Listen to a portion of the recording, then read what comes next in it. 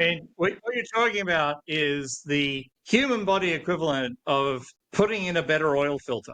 Like Yeah, you're putting in a drug that takes out the accumulated garbage that naturally builds up from running the engine, and that we just happen not to have a very good oil filter installed from spec. And you're upgrading it, right? You're allowing our kidneys to do a job they've never done before, which is filter out broken, bad, rusty cholesterol. exactly. Yes, you put it perfectly well, Bill. Is that we're flushing the bloodstream with this drug that's kind of like a sponge that will only grab onto one bad thing that you don't need. It'll pull it not just out of your blood, but out of every place that the drug can get.